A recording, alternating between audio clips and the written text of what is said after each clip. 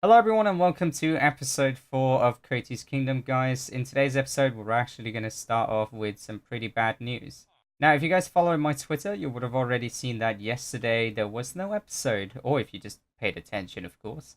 But yeah, so yesterday I had the entire episode recorded, ready to go edit it, and then as I pulled up in the editing software, I noticed that my microphone was being extremely weird and there was so much lag in the clips, and the clips were completely unusable, which means I basically did an entire episode and I can't use any of it. So instead, what we're going to do is we're going to finish off what I didn't get to do, and then we're going to I'm going to go ahead and show you guys what's happened. So I'm sure you guys have heard it already, but there were some villager sounds in here.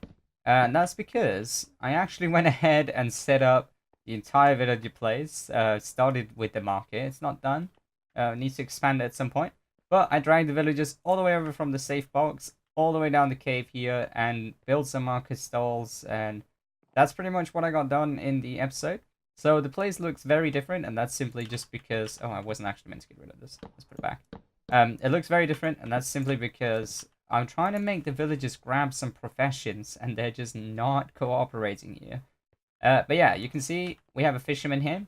We've got Charlie the chicken over in the corner. He's our new pet.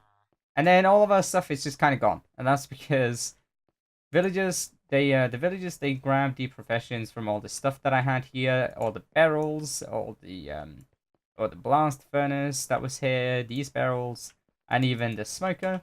So far, if we get rid of all of it, surely their profession should reset because we haven't traded with these guys or anything. But they are just being extremely stubborn. I have no idea what's going on because I've been testing this in creative worlds and so on, and it seems to work fine in there where I would take a copy of this beforehand. I'd remove all the barrels with the villagers down here and they would just grab their new professions. But these guys just seem like they want to stay fishermen.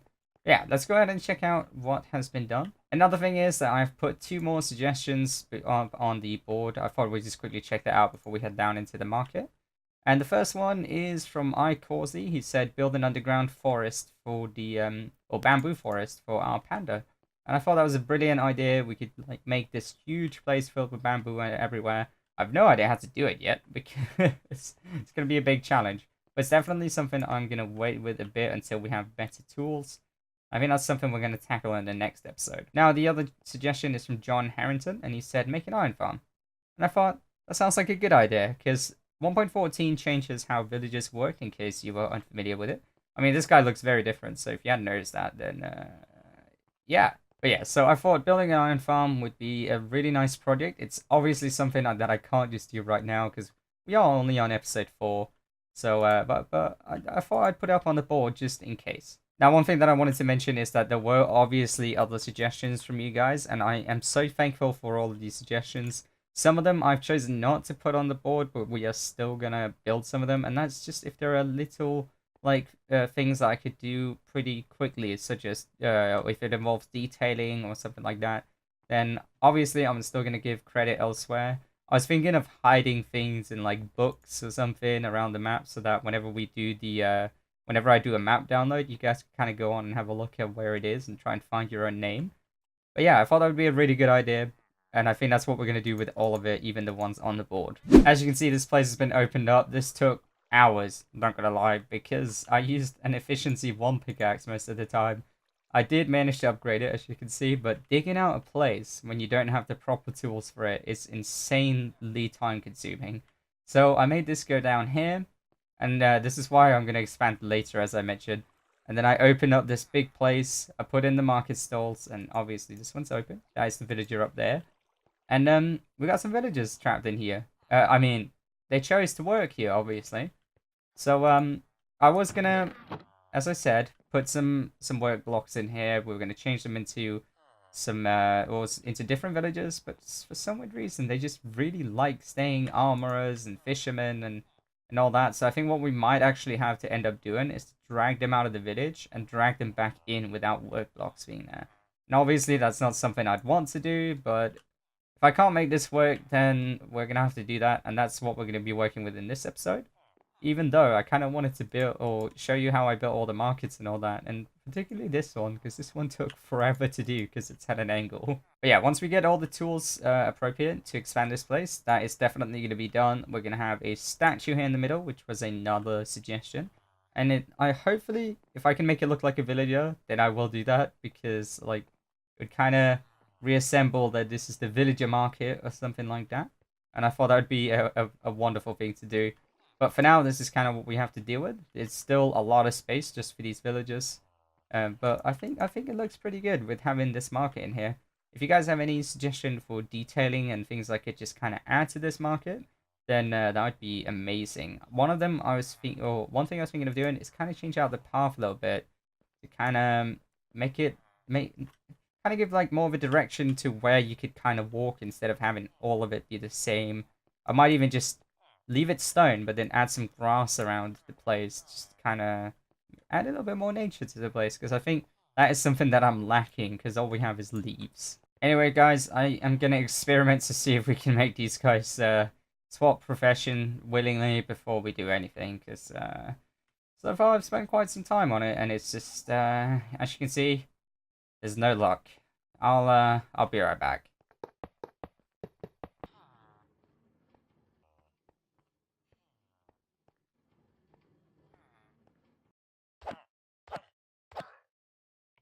I have spent hours doing this, just figuring out how these guys are meant to work, or just on this entire project, and I feel like it's worth it. We've now got all of the guys down here. You can see I can't trade with any of them, which means they're all unemployed, and this is where the fun begins, guys. This is where that we're going to give them jobs, and they're going to figure out what their purpose in life is.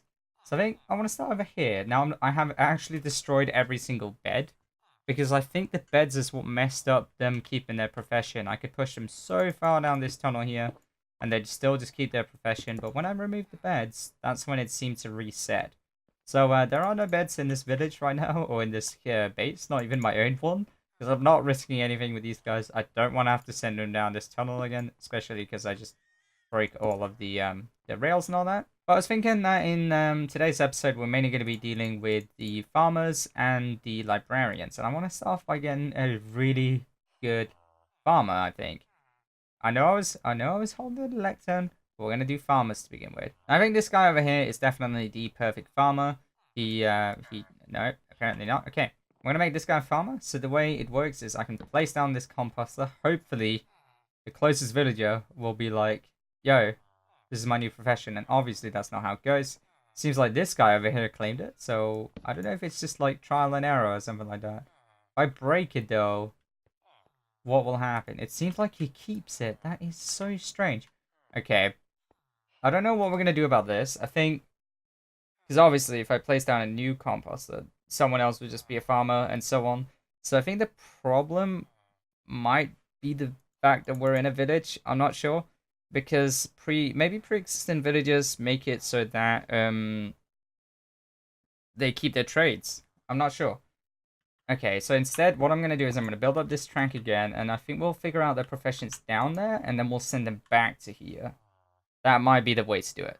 So guys, it has been hours, and when I say hours, I mean hours since the last recording. It took me quite some time to figure out how all the villages work, but I managed to figure it out. So the way that the whole profession thing works is that villagers will work in between the hours of 2,800. Sorry, but in between the time 2,000 and 8,000. And I know that sounds really strange, but the way Minecraft works is that when you're at time 0, the sun has just made it up. If you're at time 6,000, you're halfway through the day. If you're at time 12,000, the sun is going down. It's like dusk or something, and so on, so on. And that means that they only work within these hours. So 2,000 would probably be around like here or something with the sun. Just imagine this is the sky, obviously. And then they'd work all the way until like 8, which would be about here or something. I'm not actually sure. Yeah, it'd be about here or something in terms of the sun. So they only work within those hours, and if they're outside of the work hours, they ignore anything work related. Now, when I say they work anything work related, I mean that they don't even care about what kind of work they do. So let's say we have a villager right here and he is a fisherman. If his work hours, or if he's currently working, he will keep updating his his job. So if I go ahead and destroy this, he will no longer be a fisherman and he'll become unemployed. If the fisherman was stood here and I destroyed it outside of his work hours, he will just remain a fisherman until his work hours started again. Sometimes it does update. It's kind of strange regarding that, but that is mainly how it works. Now, if there's other villagers nearby, they will mess up the entire system, and then, yeah, it's not going to be pretty. And that's what I had for the majority of time, but the reason why they wouldn't reset and the reason why I ended up killing that villager was just because I didn't know about the time system. So what I would do is I'd take one villager and drag them down the tunnel of Job Destroyer, as I call it. And once they got down there and they were within their work hours, they would lose their job. I'd place down a lectern, find a trade I wanted, and then once I found it, I'd put lecterns in the wall on the way back so that they wouldn't lose their job as they were coming back. Then I'd put them in their acquired spot, and then I'd just repeat the process. And the reason why I didn't show it is just because sometimes when I haven't recorded a clip for hours and hours, and I decide to edit it, I kind of look at it and go, huh, that's not really worth watching. Like, I personally wouldn't watch it myself. And it was just me dragging minecarts and so on. And since I kind of already showed that in terms of getting them unemployed, then I thought I wouldn't do it with getting them employed again. So instead, I kind of just wanted to update you guys and show you all the villages we ended up with. Now, I am actually planning on maybe changing one of them just because of this guy over here, but I'll get into that in just a second. I want to start over here by the paper trading guys. So these are the only librarians that I got that managed to get a paper trade. As you can see, I've already leveled them up just a bit. This guy is leveled up 3 times, and this guy is actually leveled up 3 times too. Oh, he has a mending trade. So this guy sells me, obviously, his paper trade. He sells an infinity book for 4 emeralds. I don't actually know why the trade goes down. It was originally at 8. I still need to look that up. Then once I leveled him up, I actually saw that he got an efficiency 5 trade, which is awesome. Now, whenever a villager is traded with, first, by the way, they started with these 2 trades, and then when you trade with them, they'll lock, which means you can't reset them anymore. So that I just made sure that I had a trade at the beginning that I really wanted before I continued trading with them. So yeah, we got efficiency 5 with this guy, and then at some point, I'm also thinking ink sack might be a really good trade for emeralds, because I don't know if we can set up some kind of farm with that.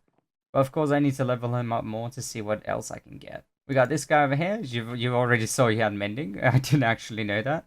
But he sells Unbreaking Free for 14 emeralds. Usual price is 18, which is probably like the lowest price almost you can get for a level 3 book. He also sells Power as well as Mending now, 14 emeralds. I think that's actually the cheapest mending sale I have, so I'm really happy about this. Now, this was meant to be the big surprise, oh, look at this villager, but he sells mending for 16. To be honest, the base price of this guy is 18, and now he's down to 14. So this guy might actually still be able to sell the mending book cheaper than that guy over there.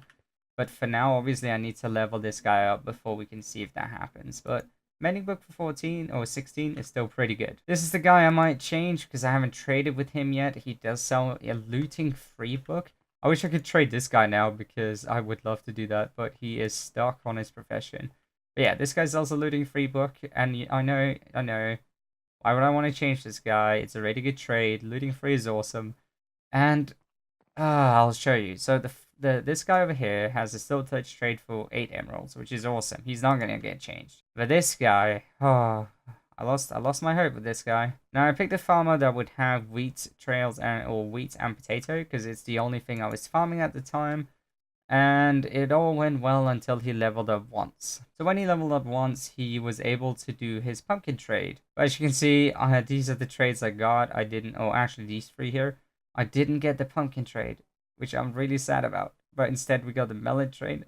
Besides that, he does sell golden carrots, which is really good, but I think that's actually a trade that all farmers can get.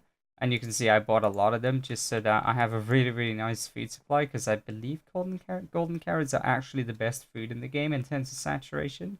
But yeah, that's why I'm a little bit disappointed in this guy. It's simply because he doesn't have a pumpkin farm.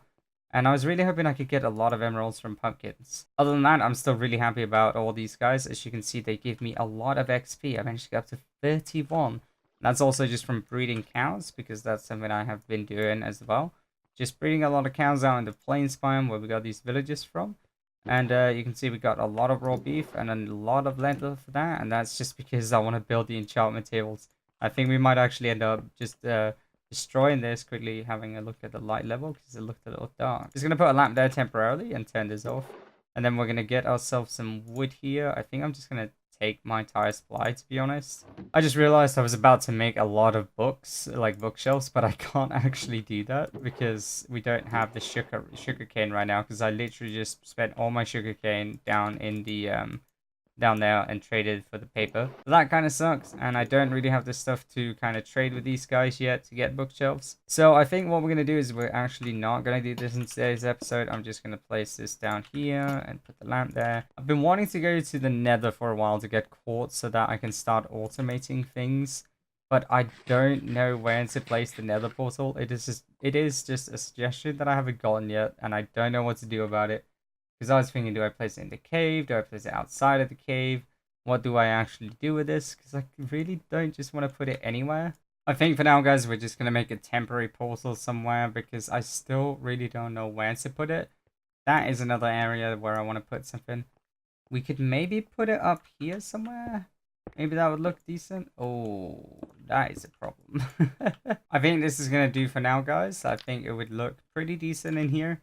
Obviously, I'd love to expand the place and maybe get rid of some of the cobblestone up here because it might be a little too much. But other than that, I think this place would be an amazing place for the portal just because it is super close to the base. I can get in and out really easily.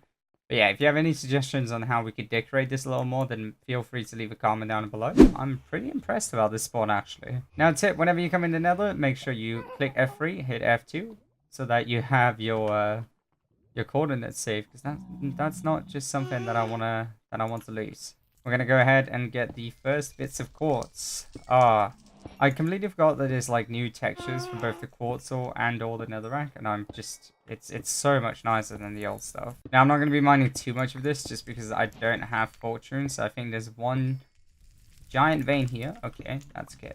I have to be careful there. This vein here is vein of quartz is obviously going to be enough. 23. We can make daylight sensors, we can make comparators and all that stuff. So I'm definitely happy about that. So guys, that is all I wanted to get inside of the nether. Just a little bit of quartz, and I did also check out the fortress that was right next to it. It didn't really have too much, to be honest. It was just a little bit of gold, and that was pretty much it. I did also manage to get some nether wart, but I thought it's just so generic, just going in a fortress, just showing off real quick. So nothing really interesting happens. I thought I'd just cut it out of the episode. We'll save that for another day where we actually really go to the nether properly and just try and get with the skeleton skulls and all that stuff.